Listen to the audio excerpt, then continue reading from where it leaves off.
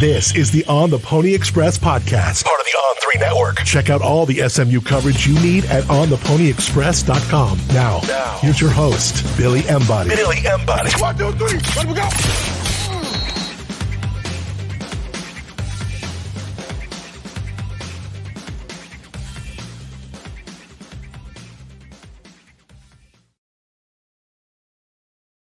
Welcome in, ladies and gentlemen, to another edition of the On the Pony Express podcast. I'm Billy Embody. Thanks for listening. Fresh off of SMU's 69-10 win over Tulsa on Saturday for homecoming, the Mustangs now turn their attention to Rice on Saturday night, 6:30 p.m. Central Time game on ESPNU as SMU and Rice start back up their rivalry of sorts, a game that has been played plenty of times over the years between Dallas and Houston. SMU leads the series 48-41 to 1, the one tie on there. But Rice won the last game back in 2012, beating SMU 36-14 back in the June Jones days in that one. And look, this is an opportunity for SMU to go play a 4-4 Rice team that has high expectations for its season to get back to bowl eligibility.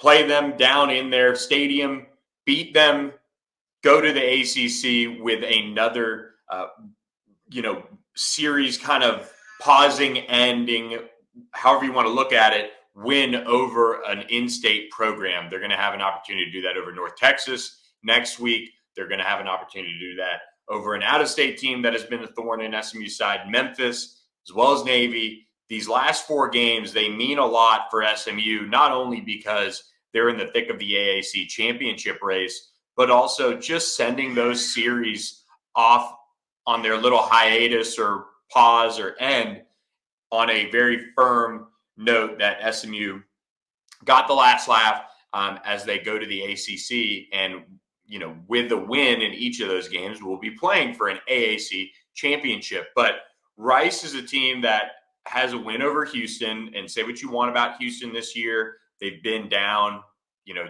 understandably going into the Big 12 and just with where that program is overall. But they did get a win over them. They opened the season with a strong showing against Tulsa, against Texas, I should say.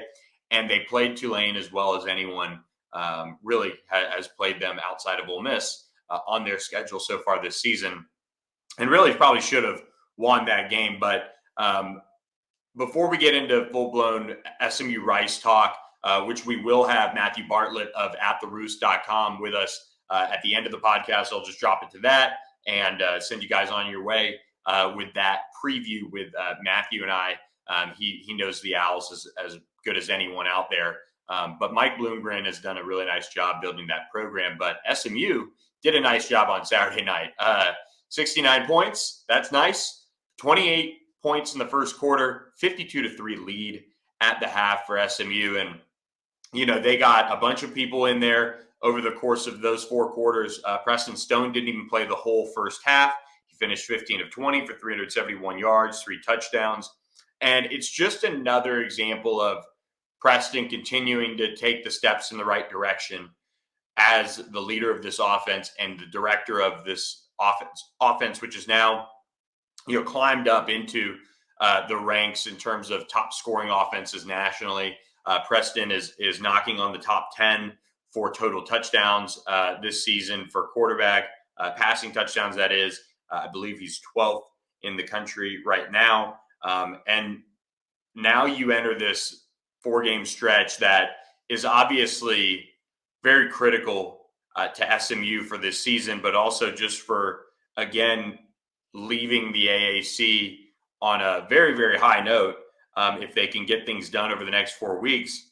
And the big question was would this offense come around to this defense that is sitting in the top 5 in yards per play, that's sitting right on the doorstep of a top 10 ranking in total defense. They're 5th in stop rate this season, and they're coming off another performance where they had 2 interceptions. They gave up 247 yards, but your starters didn't play much the second half. And they just find ways to make plays, whereas the offense, it's been a work in progress. But having a game where Kamar Wheaton goes for 105 total yards and 2 touchdowns. You have Adam Moore, the freshman, emerge. You have Jordan Curley, 4 catches, 49 yards. RJ Maryland, 2 for 95, including that 62-yard touchdown catch and run. Keyshawn Smith, 3 for 46 with a long of 36. Even Jordan Hudson got a couple receptions. Romello Brinson opened things up with a 74-yard touchdown. They just had a lot going for them offensively, and that was without Jake Bailey doing much, without Roderick Daniels really doing much. It's an offense that is really starting to put it together. And say what you want about the competition that they face, Tulsa has the athletes where SMU shouldn't have been able to necessarily crush them like that. And Rhett Lashley kind of said it after the game. He thought, if SMU played Tulsa 9 times, they would maybe have that result just once, the one time that they played, of course, on Saturday. And the other 9 times, it would probably be a lot closer. And it's tough to disagree with them. That's the type of athletes that Tulsa has. They played them tougher last year at Tulsa. They came in 2 years ago, obviously a different team, but came in 2 years ago and beat SMU in Sonny Dykes' last game in Dallas. And I think this team is really starting to hit its stride. And I know I kind of sound like a broken record overall, but the maturity of this team is way up there for SMU fans that haven't watched, or haven't paid close enough attention to the makeup of SMU teams, and all they know is the record, or they followed it for big games, or until SMU kind of has faltered through the years. This is the most mature group that I've covered. And even Preston Stone, who is an older first-year starting quarterback, he's been on campus multiple years, but he's just an older guy. I believe he's 21 now. And you have him at the helm. You have a lot of guys who have been through a lot on both sides of the ball. And it's in the second year of the program where they only saw one tweak to the coaching staff last year with Craig Niver leaving and Maurice Crum coming in. They're in a very, very good spot mentally. And there are many guys that, if you look at the Miami transfers, what they've been through with a coaching change and how it worked out and didn't, work out with Mario Cristobal in their first year with them, and they transferred to SMU. Jonathan McGill leaving Stanford, getting a fresh start at SMU, back home for his final 2 years. Guys that have been around the program a long time, Brandon Crosley, Jordan Curley, some of these veterans, Tyler Levine, that are setting the tone for how this team should be overall. And there's many more just on both sides of the ball, but they have just laid such solid groundwork for this team to have the opportunity to take advantage of all of their opportunities to win out and get to that promised land of an AAC championship, whether they have to go to the Tulane or whether they have to host it, or even if they were to suffer a loss and somehow find their way in still. Those are all things that are ahead of them. And it just goes back to team leadership. And last year, I said this, even when SMU went through the rut last year, they lost to Maryland. They really should have won that game. They didn't play perfect, but just they were the better team that ended up shooting themselves in the foot against TCU. They didn't come out and play the right way. And then you get into UCF and Cincinnati, 2 very good teams that were just kind of a cut above. And when you didn't have a defense last year, it was tough for this offense to be perfect and carry this team.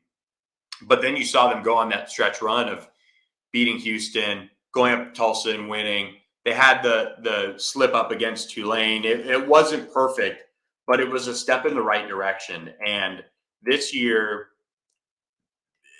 you sit back and you look at this team and you say, wow, they played really well against Oklahoma. You wish they hadn't made 2 critical errors.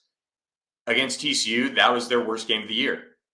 Even against East Carolina, I still think that game against TCU is worse because, yes, things didn't fire on all cylinders in the middle 2 quarters for SMU's offense. It didn't really fire at all, but they were always in the lead. They didn't do anything that killed them. They just had to hang around, and then eventually they broke through. And credit to the defense, they played well enough against East Carolina where they weren't ever really a threat.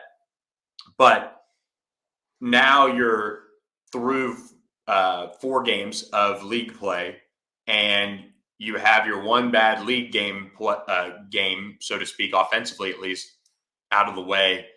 And that's not to say they're going to be rolling through the rest of these games, but they've learned a little bit of adversity throughout this season, and they have the talent to overcome all of that and go on and win out the rest of this regular season and play for a championship. And I just think they're built different in that regard. They remember what it was like to go to Tulane and still be in the mix for the conference championship. They would have had to really, I think they really would have needed some help, but they had that chance still, and they obviously didn't get off the bus. It was a bad game. Those things are all motivating this team. But last year, to win, to go 5-1 down the stretch, they know what it takes to win at a high level, to put yourself in position to have those championship opportunities. And we're going to see them have enough leadership to get through those 4 games that are upcoming, and I think come out unscathed. And there's a past where SMU would play with its food against some of these teams in the past, but they made mincemeat of Temple, of Tulsa. Again, it wasn't that close against East Carolina, regardless of the offensive struggles. And Charlotte, they were in complete control. And we haven't seen this type of dominance. And they've done it with a couple guys nicked up here and there, offense not firing on all cylinders, but they've all just hung together so well. And so some things you can't kind of quantify, but we know that this offense has to continue to improve. And it has the last couple of weeks. And that is a good bit of something that people should take some confidence in as they go down the stretch for the rest of this regular season. They have the offensive confidence to make this work.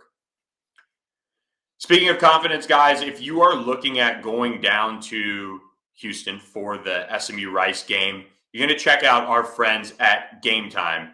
Game Time has one of the easiest apps out there to navigate just across the board, whether it's ticketing app or something else. And that's a reason why I really love it. So I'm showing you guys on here the gametime.co page where you could, go on your computer, but the app is even easier than this. It's so quick to navigate around, whether you're searching for, if you made a last minute trip out to see the Rangers playing the World Series, whether you've been planning for Cowboys games, whether you are looking at this game, SMU versus Rice. They'll do a great job of dividing it up for you. If you want the best deal, great seats, there it is right at the top. If you want the cheapest option, they've got it for you on there. You can also find some of those flash deals that we tell you guys about all the time.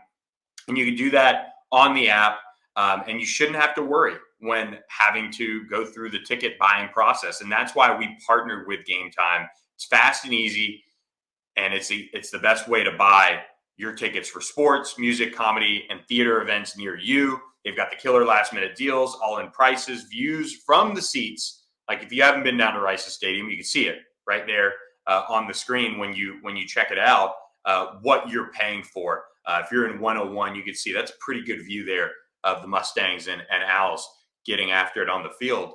And that's why, in part, why we've partnered with Game Time. Not only that, but the Game Time guarantee means that you'll always get the best price. If you find tickets in the same section and row for less, Game Time will credit you 110% of the difference. Guys, buying tickets, it just takes seconds, 2 taps to buy with Game Time. You can use the Apple Pay, you can use whatever to do that without the hidden fees on top of that. So download the Game Time app, create an account, and use promo code PONY for $20 off your first purchase.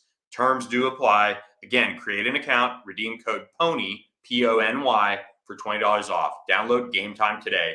Last minute tickets, lowest price, guaranteed. Appreciate Game Time as always for supporting the On the Pony Express podcast and On3, the official ticketing app of On3. So, couple injury updates. We did talk with Rhett Lashley this week. Jalen Davis-Robinson, who had that interception last week against Tulsa, is going to probably be a game time decision. He's in the concussion protocol right now, so that's something they're working through. He took a hit.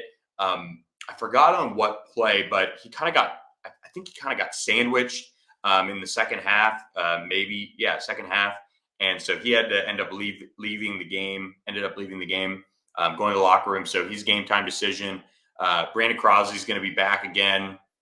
And then the two guys that are going to be potentially available are Bryce McMorris, who got hurt real late, and it looked bad. Your heart went out for him, period. But your heart went out for him because he's been through so much recovering from that knee injury he sustained a while back now. And he is just dealing with the bone bruise. So that's good news. He might be available, might not. And then Brian Massey, kind of same story. Might be available, might not. But this team looks pretty healthy overall. Don't think we're in for any surprises overall when it comes to the injuries. So that's good. So SMU will be in good shape heading down to Rice. I think for me, the keys to the game this week lie with, I think defensive turnovers will be important. We've seen SMU go on a little bit of a run in conference play with turnovers. We saw Isaiah Wakobia's interception return for a touchdown. But when you're facing a passing attack like JT Daniels, where he's absolutely cruising this year offensively, you're going to need to be able to kind of take some possessions. And, one thing that I've watched a little bit of Rice this year, but I didn't realize how much they do a good job of controlling the clock and controlling your possessions while being a passing offense. JT Daniels on the year completing 63.6% of his passes, 2,362 yards, 19 touchdowns, 6 interceptions. Dean Connors is their leading rusher, 58 carries, 337 yards, 4 touchdowns. But Luke McCaffrey, this is going to be a good matchup for Charles Woods. 41 receptions, 692 yards, 8 touchdowns. Yeah, that McCaffrey, by the way. They've got some good genes there. A funny thing is that Play Wyatt, who is out of the Dallas area, got his first offer all the way back in 2018 from SMU. He is Rice's leading tackler. He's kind of been called into a bigger role this year, I guess, from what I understand. And so he's playing for the Owls. So I thought that was kind of funny. I remember Play when he was coming up, but he's their really good safety back there, making a lot of plays for them. And then the other one is Josh Percy, who is a captain, got hurt last week against Tulane. This is a massive piece off the edge for the Owls that might not be able to go. And if that's the case, that certainly helps out guys like Marcus Bryant, Hiron White, protecting Preston Stone, because he's been dominant this year for the Owls. So that was a big piece of news to kind of come out of that Tulane game is will he end up playing? Will he end up being able to go? And so we'll be watching that. That'll be a one that I'm sure they'll kind of try to keep to themselves a little bit and see if they can, get to the SMU game without letting on to what his plans are. But still, we'll be monitoring his status. So before we go, guys, before I give you my prediction, I do got to tell you guys about Red and West, our friends who have just jumped into the mix when it comes to SMU apparel. They've got the red polo. I saw this on one of SMU's big football supporters in East Carolina. Looked sharp out there on the field in Greenville. Had some jeans and boots, starting to be that weather, so you can kind of throw this on and look a little cowboy if you want to. They've got the red, they've got the white here, and it's all really nice, breathable fabric, and that's what I like about it. And they've kind of taken this new look approach on that old school coaches gear. They're going to add more SMU gear in the future. So check out our friends Red and West. But the biggest piece of news is, as always, now to tell you guys that you can get ACC Ready with promo code ACC Ready for 10% off your order. So check them out. Use that code and check them out because they're breaking into the SMU market and doing a great job with it with these high-quality polos from Red and West. Before I leave you guys, my prediction for this one, I've got to ride with SMU's defense here. And the toughest part about this game is SMU hasn't faced a quarterback in league play like JT Daniels. They just, quite frankly, haven't right now. But I am going to pick the Mustangs in this one. The odds have moved towards SMU minus 12 now. The over-under set at 59.5. And so I hate to be a broken record, but I really like where things have been going with this 45 to teens score prediction that I've been rolling out the last couple of weeks. I'm going to go SMU 45, Rice 17. That's a comfortable cover for SMU. I just think Rice isn't multi-dimensional enough for the Mustangs to really be faced with many issues defensively. And if Charles Woods is at his best covering Luke McCaffrey, same goes with Chris Megginson, they'll be all right. I think SMU's been efficient enough to go into Houston and get this win. It's a critical one. It might be tougher, but I've got confidence in this defense to keep it to be a low-scoring side of things for Rice. So with that, guys, we're going to send you out on the other side of this break with our interview with Matthew Bartlett of attheRoost.com. Check it out and enjoy his side of things from SMU-Rice as I talked with him. So thanks for listening to this edition of the On the Pony Express podcast. We'll catch you post-game with full reaction in the afterstay. Welcome back to the On the Pony Express podcast. Thanks for listening. I'm happy to be joined by At the Roosts, Matthew Bartlett. Matthew, thanks so much for the time as we preview SMU versus Rice. This thing getting back underway for the first time in a minute. Yeah, it's kind of of course, who knows what's going to happen next week, next year, but this was going to be a interstate rivalry renewed, and now we got one shot, so better make it count. Yeah, and look, I believe I was looking before the last time SMU and Rice met. I could be wrong on this, but the last time SMU and Rice met, Rice got the win in 2012, 36-14. Just got it up in time to confirm it, but down in Houston, June Jones led SMU, lost to David Bailiff's led Rice team. So this is wow. That's been one of the neatest things about 100%. Well, I was going to say one of the neatest things about Rice's move to the AAC is just an old CUSA 2.0 reboot. So Rice's last time these two teams played, 2011, 2012. It's a different era. And look, it has been a different era for both programs, and I had the chance to spend time around Mike Bloomgren this summer, and one very impressive coach, just what he has kind of chipped away at building from an outsider's perspective down there at Rice. Can you know this program just about better than anyone. Talk about the progression of Rice and just kind of how hard it is for, the academics to kind of work with the athletics, and what Mike Bloomgren has kind of brought to this program as he's slowly kind of built it into this program that now is really in contention for another bowl. Well, he stripped it down to the studs. I remember the first couple weeks of spring practice he had, I guess it would have been 2019. He had to cancel practice early on multiple occasions because they didn't have enough bodies to play. So that's kind of the program that he inherited. And then you go from there, from one win in his first year to 2, 3, 5, and the bowl appearance last year. There's people, he's used the phrase incremental progress, and a lot of people in today's world of college football is like, incremental's not fast enough, but the build has been there. He has the opportunity to take Rice to a bowl game in back-to-back seasons, which has only happened twice in the 112-year history of this program. Wow. So he's taken it a long way. And of course, people are hoping that, with JT Daniels at the helm, he'll be able to get it a little bit further, at a couple marquee wins to the year. Already got Houston on the board. They'd love another. Yeah, tell me about this season, because you look at the game against Texas early, they kind of hung around before Texas pulled away. Then they go and beat Houston, and they've hung around against Tulane. They've also lost to USF, which is improved, but still kind of one of those programs that was in the bottom of the AAC.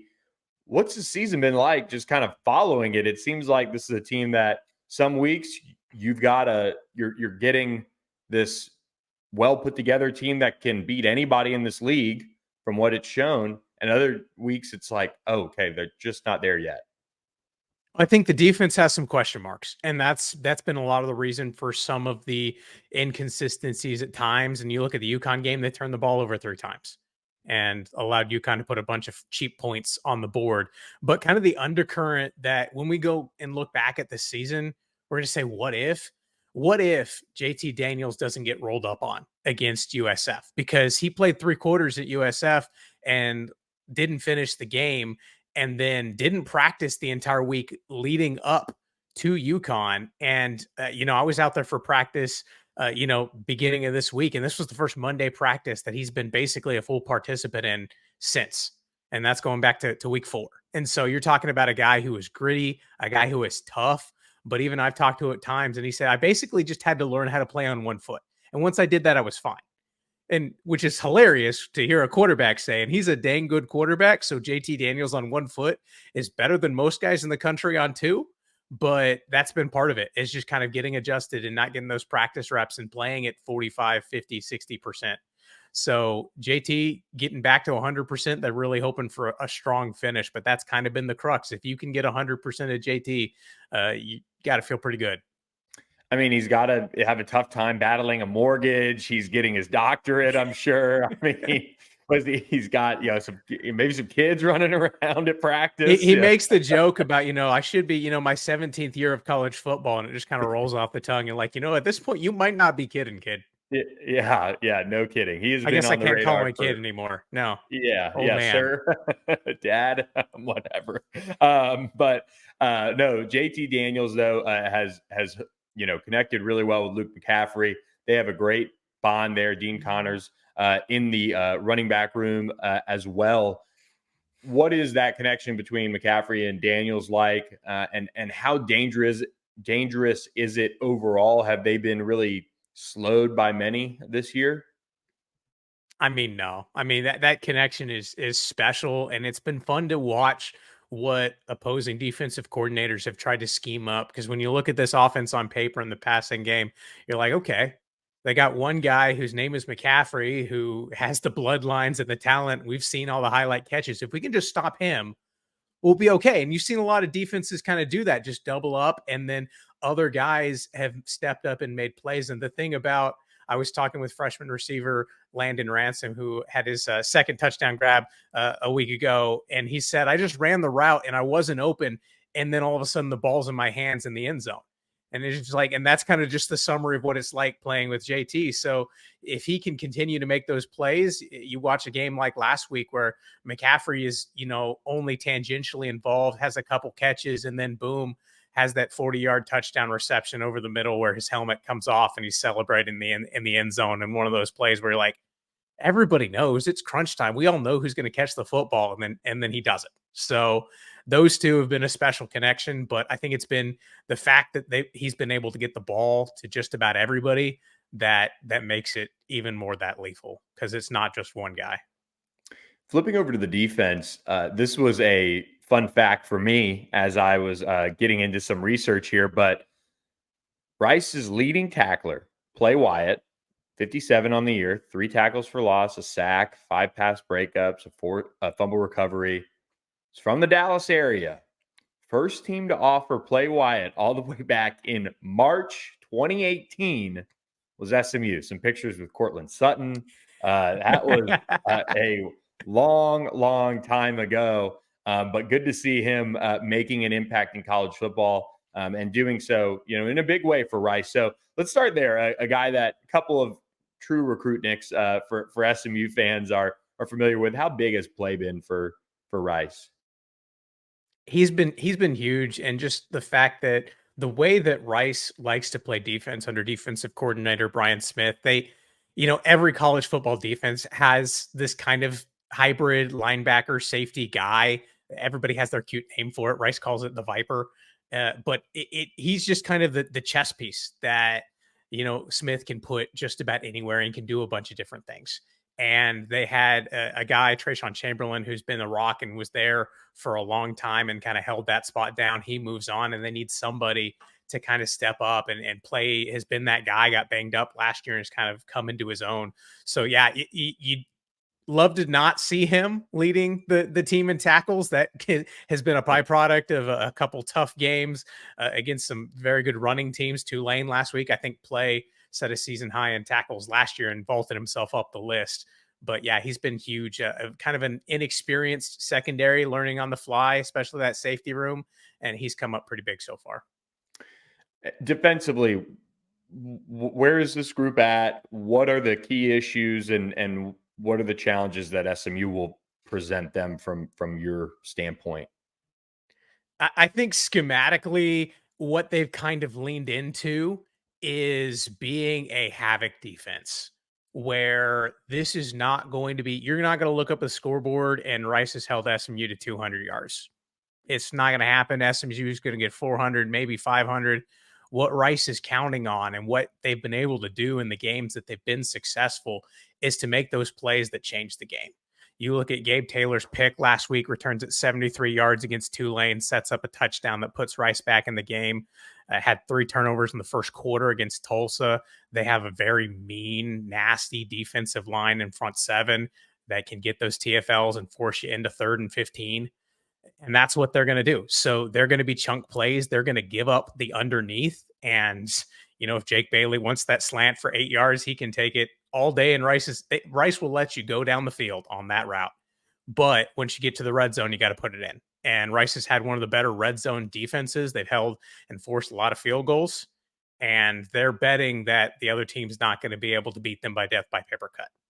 So it's going to be an interesting. It's going to be a lot of bend and break, or not break, is the goal.